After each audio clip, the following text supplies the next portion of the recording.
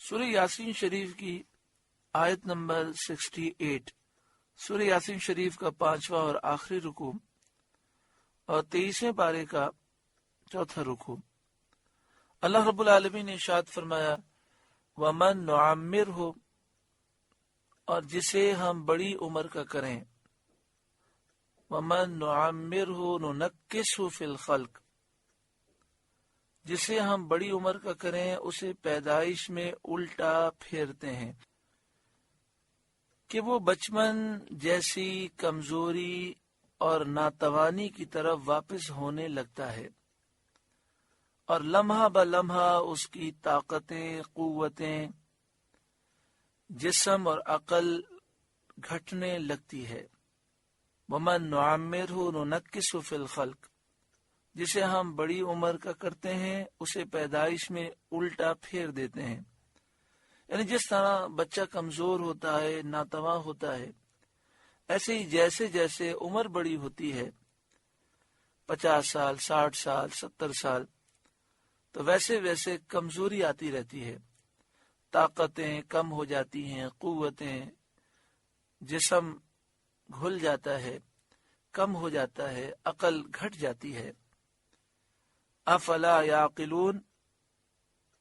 تو کیا وہ سمجھتے نہیں کہ جو احوال کے بدلنے پر ایسا قادر ہو کہ بچپن کے ضعف، کمزوری، ناتوانی اور صغر جسم اور نادانی کے بعد، کہ بچپن میں کمزوری بھی ہے، ناتوانی بھی ہے، جسم بھی چھوٹا ہے اور بچہ بھی نہ سمجھ ہے، اس کے بعد اللہ تعالی جوانی کی قوتیں، توانائی اور قوی جسم، دانائی، عقل، سمجھداری عطا فرماتا ہے۔ پھر اس کے بعد جب عمر بڑی ہو جاتی ہے اور بندہ آخر عمر میں پہنچتا ہے تو وہی توانا، تندرست، قوی ہیکل جوان دبلا اور کمزور ہو جاتا ہے۔ اب نہ وہ جسم باقی رہتا ہے، نہ قوتیں، بلکہ اٹھنے بیٹھنے میں بھی مجبوریاں درپیش ہو جاتی ہیں، عقل کام نہیں کرتی، بات یاد نہیں رہتی۔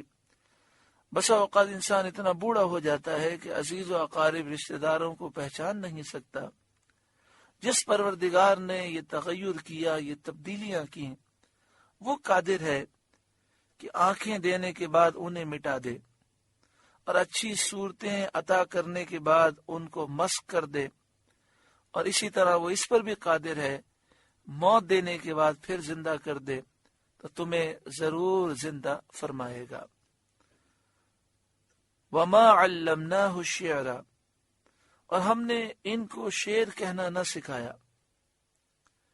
معنی یہ ہے کہ ہم نے آپ کو شعر گوئی کا ملکہ نہ دیا، یا یہ معنی ہے کہ قرآن شعر کی تعلیم نہیں، اور شعر سے مراد کلام کاذب مراد ہے، جھوٹا کلام مراد ہے، چاہے وہ موضوع ہو چاہے غیر موضوع، چاہے وہ شعر کے وزن پر ہو چاہے وہ شعر کے وزن پر نہ ہو۔ اس آیت میں اشارہ ہے کہ حضور سید عالم صلی اللہ علیہ وآلہ وسلم کو اللہ تعالی کی طرف سے اولین اور آخرین کے علوم کی تعلیم دی گئی، جن سے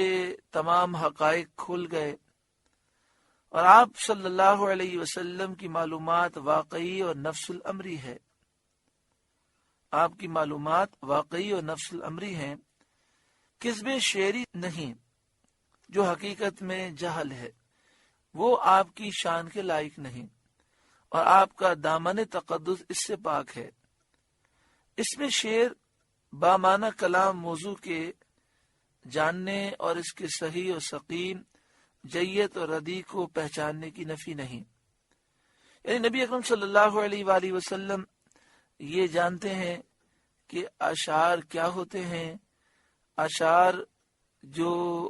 وزن سے بنائے جاتے ہیں، حضور اس کا بھی علم رکھتے ہیں، صحیح، سقیم،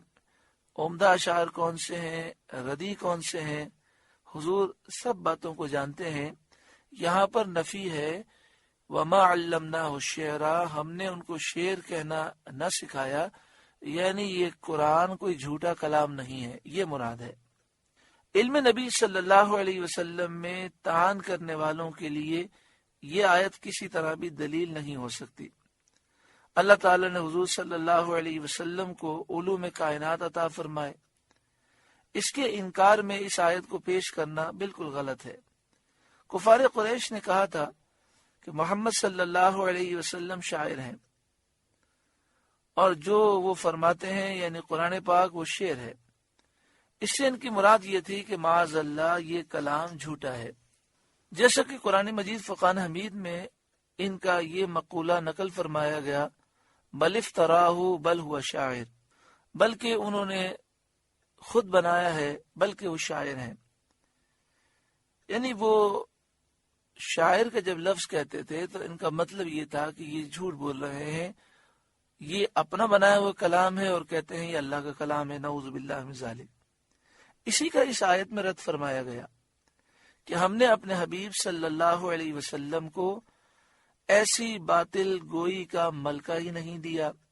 حضور جھوٹ نہیں بولتے، اور یہ کتاب اشعار یعنی جھوٹی باتوں پر یہ کتاب مشتمل نہیں۔ کفار قریش زبان سے ایسے بدذوق اور نظم عروضی سے ایسے ناواقف نہ تھے کہ نثر کو نظم کہہ دیتے۔ یہ تو ہر کوئی جانتا ہے کہ قرآن مجید فرقان حمید اشعار کے وزن پہ نہیں ہے، تو کفار کو اتنی عربی تو آتی تھی کہ وہ اس قرآن کو شعر کہہ دیں، حالانکہ قرآن پاک شعر کے وزن پہ تو نہیں۔ اس سے ثابت ہوا کہ ان بے دینوں کی مراد یہ تھی کہ قرآن شعر و شاعری ہے، یعنی نعوذ باللہ من ذالک یہ جھوٹا کلام ہے۔ حضرت شیخ اکبر نے اس آیت کے معنی میں فرمایا کہ معنی یہ ہے کہ ہم نے اپنے نبی صلی اللہ علیہ وسلم سے اجمال کے ساتھ خطاب نہیں فرمایا، جس میں مراد کے مخفی رہنے کا احتمال ہو، بلکہ صاف صریح واضح کلام فرمایا ہے، جس سے تمام پردے اٹھ جاتے ہیں اور علوم روشن ہو جاتے ہیں۔ کیونکہ جو شعر و شاعری ہوتی ہے اس میں اجمال ہوتا ہے، اشارے ہوتے ہیں، اس لیے شعر کی نفی فرما کر اس معنی کو بیان فرما دیا۔ خلاصہ کیا ہوا؟ خلاصہ یہ ہوا کہ نبی اکرم صلی اللہ علیہ وآلہ وسلم اللہ کی عطا سے اولین اور آخرین کا علم رکھتے ہیں، اور آپ شعر کا بھی علم رکھتے ہیں۔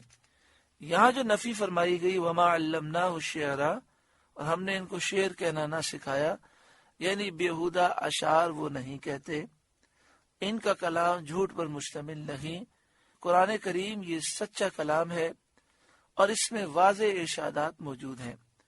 اور نبی اکرم صلی اللہ علیہ وآلہ وسلم نے اللہ کی عطا سے اولین اور آخرین کے علوم حاصل کیے، اور آپ اللہ کی عطا سے اولین اور آخرین کی ساری باتوں کو جانتے ہیں۔